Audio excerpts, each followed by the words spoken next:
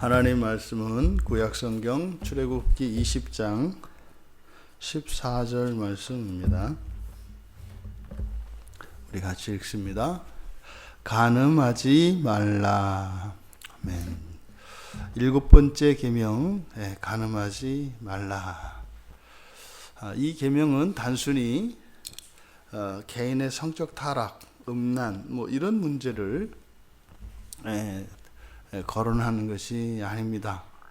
제7계명인 이 간음하지 말라라고 하는 이 계명은 순결의 섭리를 상기시켜 주는 것입니다. 사람이 어떤 존재인가 하는 것을 잊지 말라는 것입니다. 이 순결은 하나님의 사람 창조 섭리입니다. 창세기 2장 21절에서 25절까지 보면 둘이 한 몸을 이루게 하신 것, 이것이 사람의 창조 섭리입니다. 그러니까 둘이 한 몸 된 것, 이것을 우리는 결혼이라고 부릅니다. 그래서 이 결혼 제도는 하나님께서 그 창조하실 때 그 창조, 하나님의 사람 창조 안에 있는 이것은 하나님의 섭리입니다. 그래서 여기서 간음하지 말라라고 하는 이 제7계명의 가장 큰 목적은 바로 이 결혼 제도에 대한 적극적인 보존 명령입니다. 그러니까 오늘날 결혼이 기피되고 사회적으로 이런저런 그 원인들을 분석하는 척 하면서 마치 결혼을 하지 않는 것이 그럴 만한 이유도 있는 양, 실제로 여러분들이 이런 매스컴에서 나오는 보도나 이런 것들을 영적으로 바라볼 수 있어야 합니다. 종종 요즘에 결혼 가정 숫자가 줄어들고 어린 자녀들의 수가 줄어들어서 학교 학생들이 급격하게 줄어들고 이것이 사회적인 문제고 국가적으로도 이것은 심각하다. 이런저런 이야기를 합니다. 그런데 그 이야기 끝에 이런저런 원인들을 이야기합니다. 그러니까 왜 결혼을 않는가? 왜 결혼을 기피하는가? 이렇게 이야기하면서 여러 가지 생활에 들어가는 비용들, 또 교육비랄지 이런저런 이야기를 합니다. 그래서 문제라는 거예요. 결혼하지 않는 게 문제라는 거예요. 그리고 자녀들을 낳지 않는 게 문제라는 거예요. 그런데요, 그럴 만한 이유가 있다는 거예요. 그러면 이게 듣는 사람들로 하여금 어떤 생각이 들까요? 결혼해야 되겠구나. 이거 잘못되는구나. 이렇게 하는 게 아니라, 그래? 그래? 이래서 뒤로 자꾸 늦추게 되는 거예요. 그러니까 이 결혼이 말입니다. 단순히 어떤 사회 현상이거나 이것이 일시적인 그 어떤 그런 우리나라의 일시적인 어떤 현상 이런 것이 아니라 경제적인 이런저런 이유가 있습니다만 이 제7계명에서는 결혼제도에 관한 약화 내지는 이런 결혼제도 자체가 훼손되어지는 이것은 영적인 것이다. 왜요? 하나님의 창조 섭리에 관한 것이기 때문에 그것을 거스르는 것은 동성애 문제만큼이나 이 결혼제도가 훼손되어지는 것은 굉장히 심각한 영적인 일들이고 또 오늘날 우리나라, 우리 사회에 이런 결혼이 기피되어지고 있는 이런 현상은 영적으로 일그러진 우리들의 자화상이라는 것을 가르쳐 줍니다. 두 번째로 이 간음하지 말라고 하는 제7계명은 육체적 순결과 영적 순결이 유기적으로 연결되어 있다고 하는 사실을 우리에게 상기시켜 줍니다. 육체적 타락은 반드시 영적 타락으로 결과됩니다. 또 영적인 타락은 반드시 육체적인 타락을 동반하게 되어 있습니다. 왜냐하면 사람은 영적인 영혼과 그리고 육체적인 몸으로 되어 있습니다. 맨 처음에 사람이 창조될 당시에는 이것이 나뉘어 있지 않습니다. 사람은 영적인 존재이면서 또한 육체적인 존재입니다. 근데 이 세상에 있는 눈에 보이는 이 모든 것들은 영혼이 없습니다. 하지만 사람에게는 영혼이 있습니다. 그래서 사람은 이렇게 우리의 영혼과 육체가 항상 공존하기 때문에 이 양자 모두를 우리가 마음에 두어야 하는 것입니다. 그러니까 사람에게 일어나는 이런 육체적인 타락, 간음이라고 하는 이 육체적인 타락은 영혼을 타락시키고 우리의 본성 자체를 파괴해 버립니다. 이게 사람은 절대로 간음을 해서는 안 되는 이유가 여기에 있습니다. 단순히 이것은 육체적인 일이 아니기 때문입니다. 여기서 이 간음이라고 하는 이 말이 나프라고 하는 말이거든요. 근데 이 간음한다는 말이 이 나프 말고 자나라고 하는 말도 있습니다. 이 나프와 자나는 서로 구별되는 용어인데 주로 이 나프는 남성들에게 사용되는 말입니다. 그리고 자나는 여성들에게, 그리고 주로 직업적인 여성들에게 더 전문적으로 사용되는 것이 자나입니다. 예수님의 조상 가운데 라합 있지 않습니까? 이렇게 직업적인 여성, 이런 직업적인 여성은 자기 집을 가지고 그 집에서 사람들을 상대로 해서 자신의 몸을 돈벌이로 이용하는 사람들, 이런 사람들을 말합니다. 근데 여기서 이야기하는 간음은 그런 간음이 아니고 또 여성들에 대한 간음이 아니고 남성들에 관한 것입니다. 남자들의 간음. 그런데 이 나프가 의미하는 바는 레위기 20장 10절에 보면 단순히 이런 어떤 성적인 이런 도덕적인 타락, 이것을 의미하는 게 아닙니다. 주로 이 나프는 남의 아내와 성관계를 갖는 것을 말합니다. 남의 아내입니다. 남의 아내. 그래서 성경에서는 이 간음하는 자는 명철이 부족한 자고 그것을 행하는 자는 자신의 생명을 파멸시킨다. 왜요? 이런 육체적인 타락은 동시에 영혼의 타락으로 이어지고 이것은 그 사람의 인생 전체를, 생명 자체를 파멸시킨다. 이렇게 이야기합니다. 그러니까 나아프는요, 바로 자신의 그 육체적인 타락으로 인해서 영혼까지 타락시킨다는 점에서 개인적인 악입니다. 그런데 이 나아프는 또 다른 사람의 아내와 간음함으로써 두 가정을 파괴한다는 점에서 공동체적인 악입니다. 그러니까 이건 단순히 개인의 어떤 간음, 어떤 성적 성윤리에 관한 것이 아니에요. 그러니까 이것은 가정 파괴로 이어집니다. 자신의 가정은 물론이요, 다른 사람의 가정까지 파괴하는 것이 이 여기서 말하는 나프입니다. 그래서 예레미야 23장 14절에 보면 소돔과 고모라 성에 이 문란했던 성질서, 이것을 바로 이 나프와 연결을 짓습니다. 단지 이게 자유분방한 어떤 성문화 이런 것이 아니에요. 이 성문제로 인해서 가정이 해체되는 일이 있었던 겁니다. 소돔과 고모라에.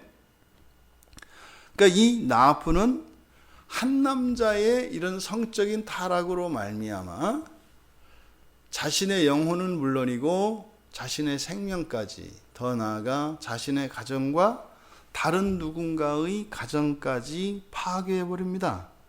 그래서 이 나프에 대한 성경의 처벌은 가장 잔혹한 사형에 처해집니다.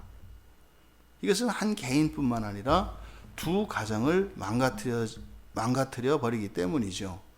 그러면 이 간음에 대한, 이 간음하지 말라라고 하는 이것은 단지 개인의 성윤리에 관한 것이 아니라 뭐다? 결혼제도 그리고 가정에 관한 것이다. 가정의 순결을 지키라고 하는 것이고 하나님의 창조 섭리를 지키라고 하는 것이다.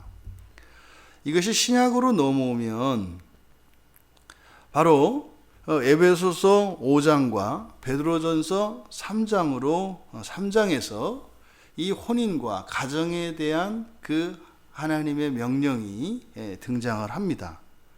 가장 대표적인 에베소서 5장 22절에서 33절까지의 말씀을 보면 신약에서는 이 혼인 제도를 주님과 교회의 관계에 유비되어집니다. 그게 무슨 말이에요? 구약에서는 한 사람의 영혼과 한 사람의 영혼의 그 타락을 하는 개인적인 악이고 또 가정을 파괴하는 가정적인 악이라고 했지 않습니까? 근데 신약에 들어와서는 무엇에까지 나가요?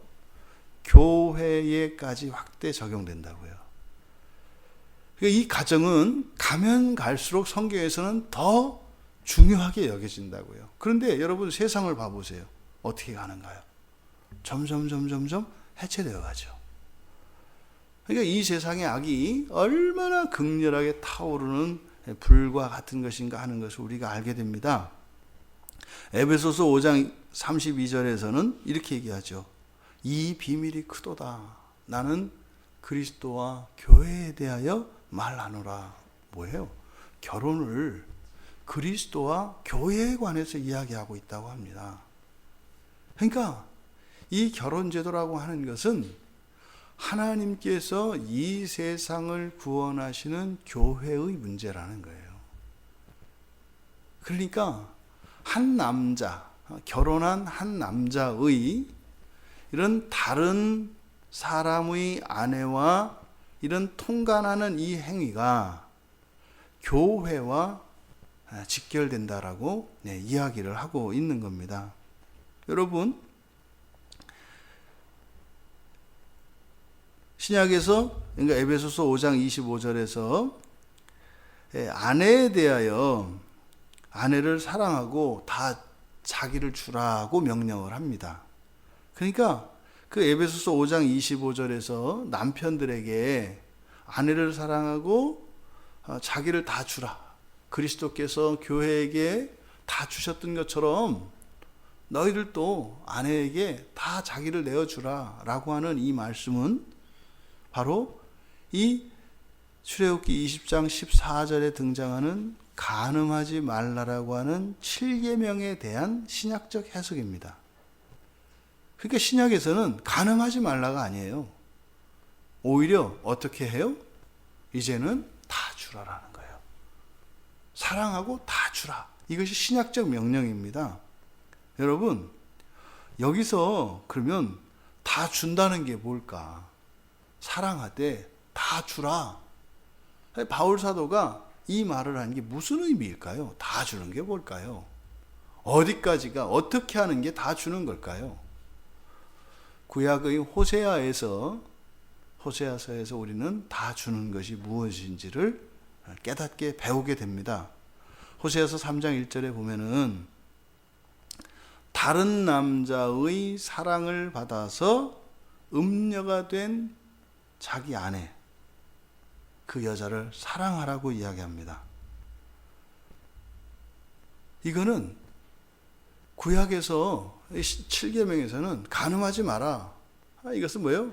내 아내만 사랑해라예요. 내 아내만 사랑해라. 그런데 이것이 신약에 넘어와서는 그 아내가 이미 다른 남자와 간음을 한 음란한 여인이라 할지라도 너는 너의 아내를 변함없이 사랑해라. 이게 호세아서에서 우리에게 주시는 하나님의 말씀이에요. 그러니까 남편들이 간음하지 않는 이유가 아내에게 있지 않다는 사실을 밝히는 거예요. 호세아에서. 왜 간음하지 않는 거예요? 7계명 때문에 하지 않는 거예요. 왜 7계명 때문에 그렇게 간음하지 않는 거예요? 이것은 자기의 영혼을 죽이고 하나님의 혼인제도를 파괴하고 가정을 파괴하고 더 나아가 이 세상을 구원하는 교회를 파괴하는 것이기 때문에 남편들은 어떤 경우에도 자기 아내 이외에 다른 여자에 대해서는, 특히 다른 남자의 아내와 통간해서는 안 된다라고 이야기하는 것입니다.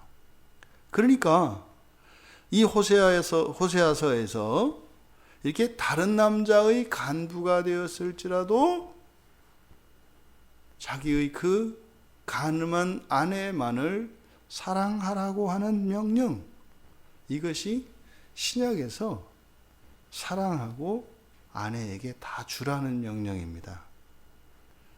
그러니까요, 바로 이 계명, 구약의 이 혼인제도에 대한 이 7계명에 대한 바른 이해가 있고 난 뒤에 에베소서 5장 22절에서 아내들에게 복종을 명령하는 거예요.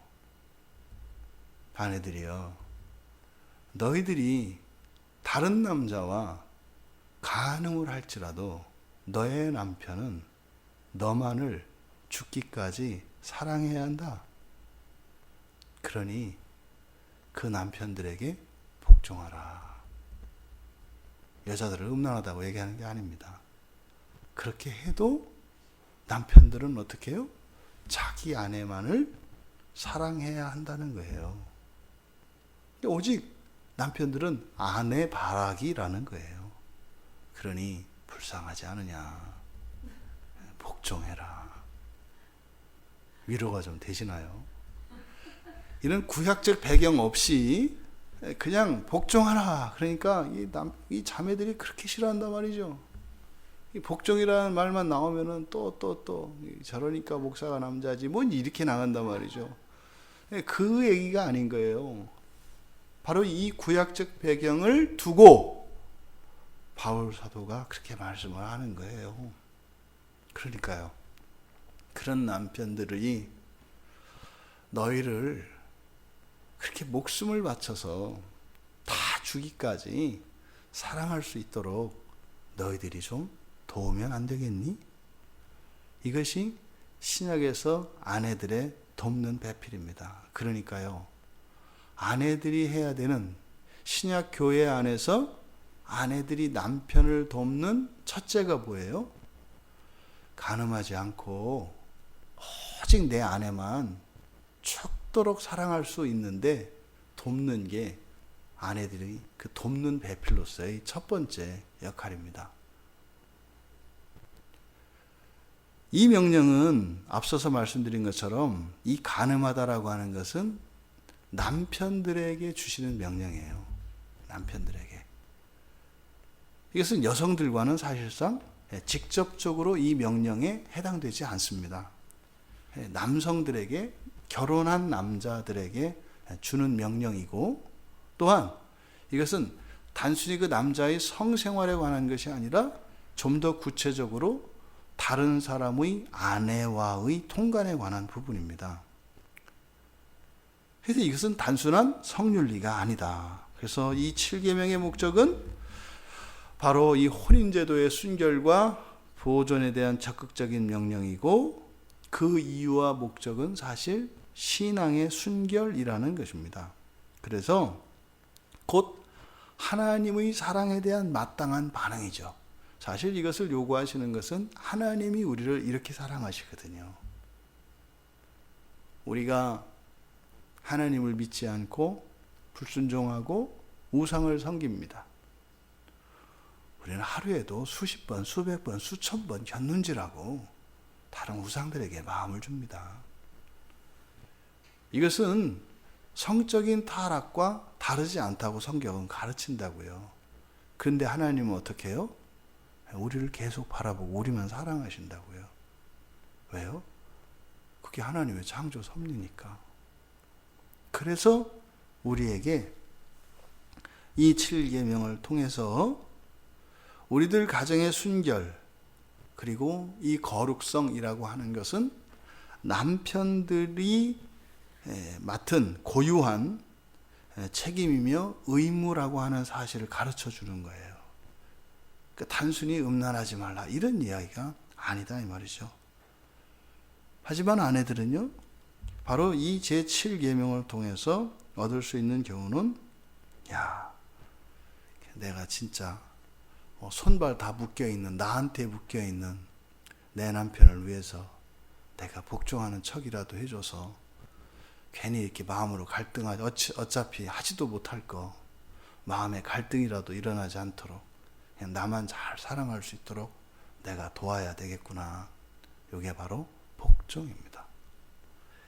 아내 여러분, 여러분 남편이 여러분만을 목숨 걸고 사랑할 수 있도록 돕는 배필 되시기 바랍니다. 남편 여러분, 여러분 아내가 비록 음란한 여인이라 할지라도 주께서 교회를 사랑하셨던 것처럼 여러분들은 오직 여러분 아내만 사랑하고 여러분 아내 이외에 다른 이의 아내와는 간음을 해서는 안 된다라고 하는 이 7계명의 가르침이 꺼져가는 심지 같고 그렇게 금방 사라질 것 같은 이런 소망이 희미해져 가는 이 시대에 가정의 이 순결과 우리 신앙의 거룩성이 다시 한번 불일듯이 타오를 수 있는 그런 믿음의 가정들로 세워지는 은혜가 우리 모두에게 임하기를 주님의 이름으로 축원합니다. 존귀하신 하나님, 이 제7계명을 주신 목적이 바로 이 혼인제도와 가정에 관한 또한 교회의 거룩성에 관한 하나님의 명령인 것을 깨우치게 되었습니다.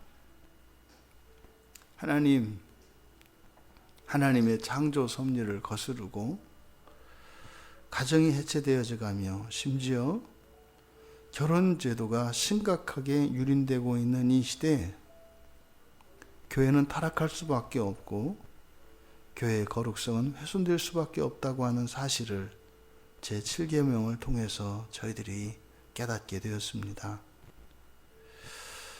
사람을 창조하신 하나님의 섭리를 분명히 깨닫게 하시고 단순한 남녀 간의 사랑이 아니라 또는 둘 사이의 결함과 어떤 여러 가지 원인들을 찾을 것이 아니라 이 혼인제도를 또한 이 가정제도를 지키기 위하여 각 가정의 가장들에게 주신 이 엄중하고 가볍지 않은 이 책임을 잘 감당할 수 있도록 이 시대의 남편들에게 힘을 주시고